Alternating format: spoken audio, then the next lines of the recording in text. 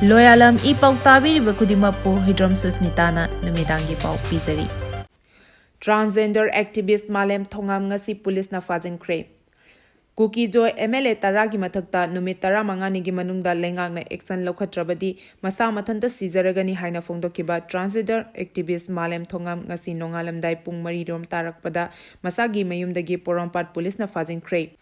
Ningsingba yai mamangda Malem Thongamna Kuki Jo Minister ani yauna MLA Taragi Mathanta Lengakna action Lokhatrabadi Ngasi Nungthil Pung Ahum Tabada Masa Mathanta Sijagani haina Lauthokhrabani. Operation da Kutlai Kaya Fagat Pangamkhre.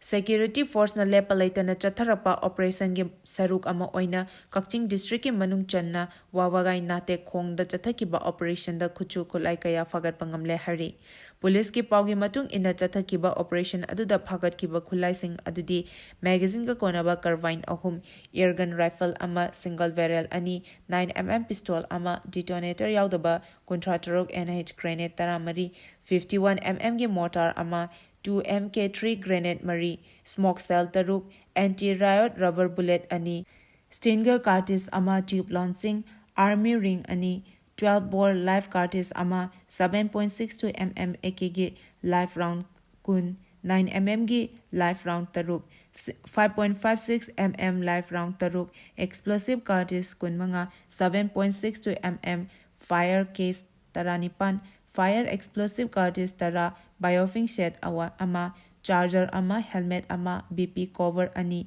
fagat pangamki.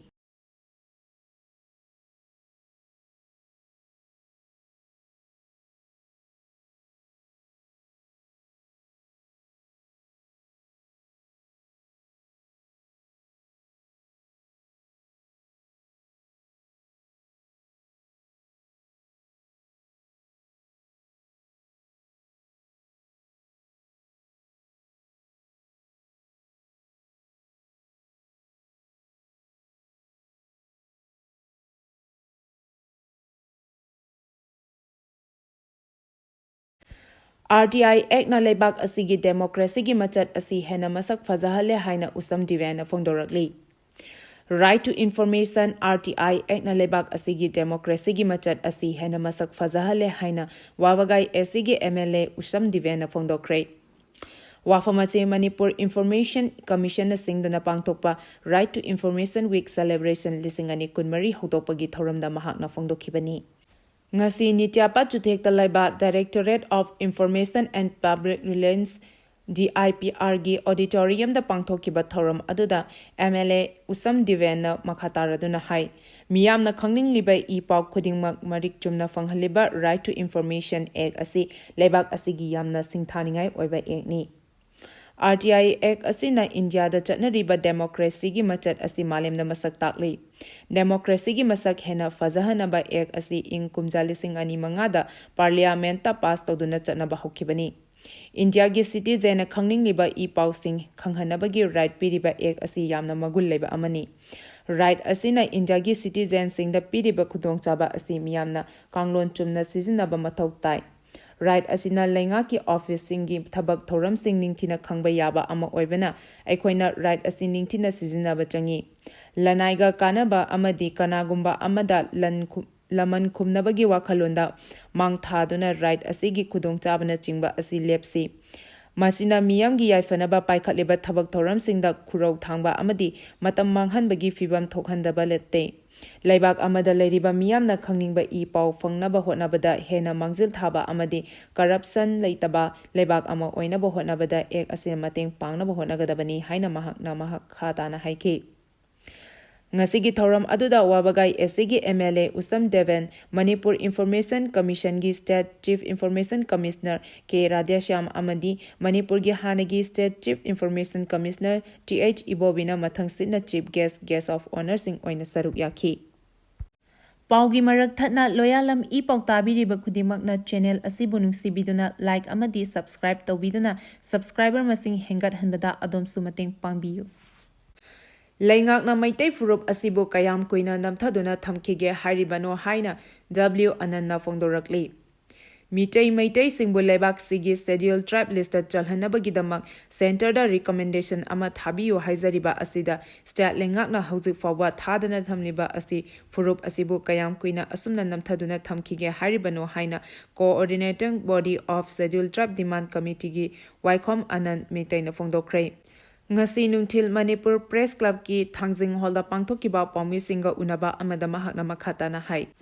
STDCM na ngasi forward Maitai Mitei Khunaigidamak Kathokpa Amaga Loinana Changsilakliba Thabak Thouramsing Asigi Khongul Liduna Amadi Makhoigi Wakhalon Asigi Tung Induna Coordinating Body of Scheduled Tribe Demand Committee Asi Semani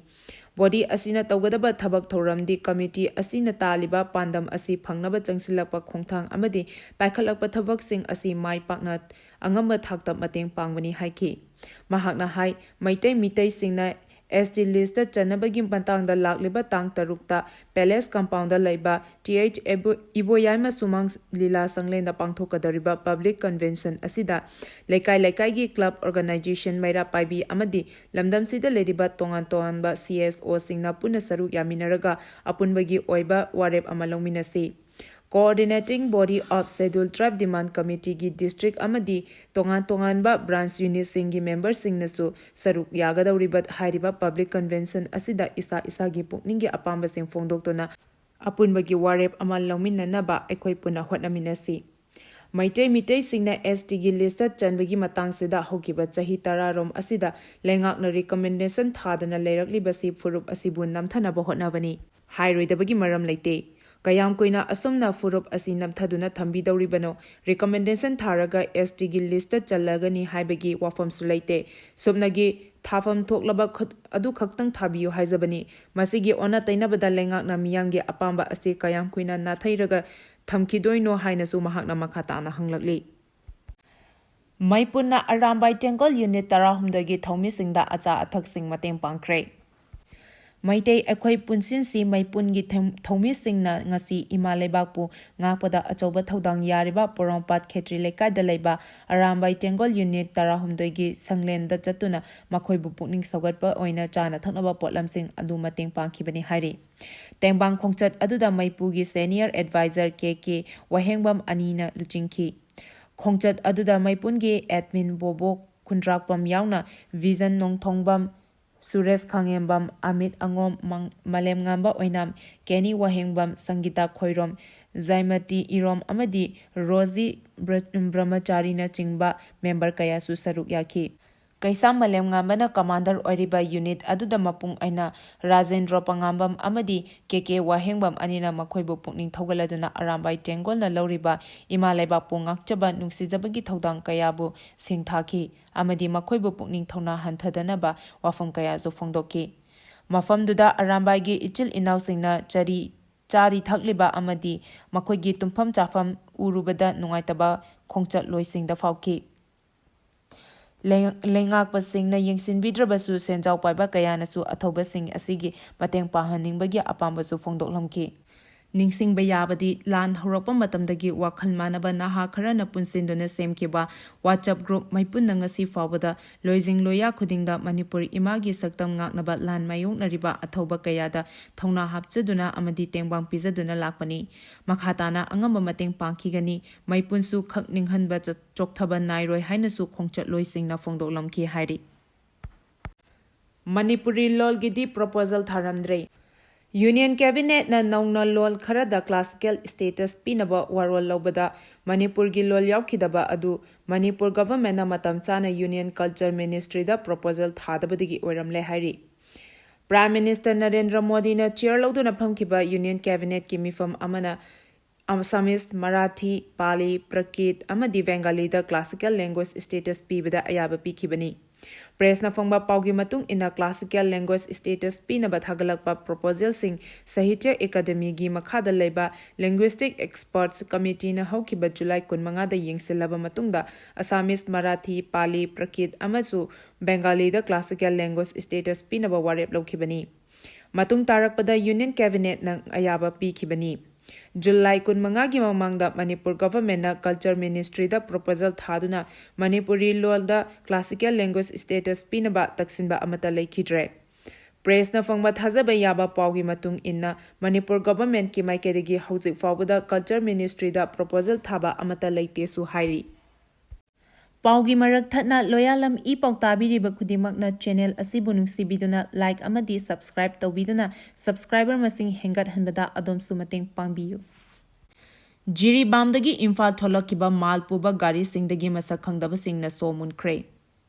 Jiribamdagi security na ngak selaga Imphal tamna thorakiba malpuba gari singdagi lamhan tuhanba miyoi karana gari singi somunkhre hari. Thodok asigi matangda press na fangba paugi matung inadi ngarang Jiribamdagi security na ngak senduna thoklakiba gari sing ngarang ahing nongyai matungda None district ta thonglakiba galoinana hairiba gari sing adu None police station dagi khara chagatlaga leiba police outpost manakta khamdana leiringai ahing noyai mapung pung 12 minute nifumanga rom tarakpa adwaida masak khangdaba lamhen tu henba miyoi khara laklaga driver singdagi namduna gari gi so sing adu mullaga pukhibani hairi thodok adu thokraba matung driver singna None police ta wakalakpadagi None police ki team amana thodok adu da cheneramba yai haina chingnaba nahakara fagatuna machin hambagi thabak chathakre None da pandana leramba gari singsu Imphal gi damak thoklakre hairi Lalit Kala Sangam gi mapok kumon pangthoklagani. Lakliba tang taragi nungthil pung ani tabada loklaubung da laiba Lalit Kala Sangam gi head office ki mini auditorium da Lalit Kala Sangam gi kuntra manga suba mapok kumon thoram pangthoklagani hari. Thoram aduda retired IAS H. Debsekhar Sharma, V. Nitya Chandra Sharma chairman LKS Academy Council, Nongthombam Bipin retired engineer petrol LKS amadi K. Sarat Chandra Singhana chairman Lalit Kala Sangamna Mathang Sitna Chief Guest of Honor amadi President oina saruk yagani hari. Manipuri film bu BA gi syllabus ta hapkhre. Assam gi Public State University amo oiriba Assam gi Hozai da leiba Rabindranath Tagore University da Manipuri film bu BA Manipuri course ta tamnanaba syllabus oina hapkhre.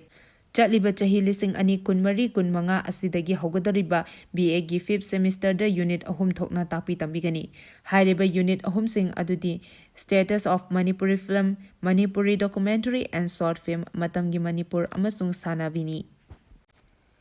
Aroibada maru aiba pau amuka hana pizari. Laingak na maitay furup asibu kayam kuina namtaduna thamkige hairibano haina W anana fungdorakli. Transgender activist Malem Thongam Ngasi police na Fajinkhre. Jiribamdagi Imphal tholakiba malpuba gari singdagi masak khangdaba singna somunkhre. Matang asida numidangi pau piba loizare loyalam E-PAO tabiriba khudingmapu amuka hana khurumjari.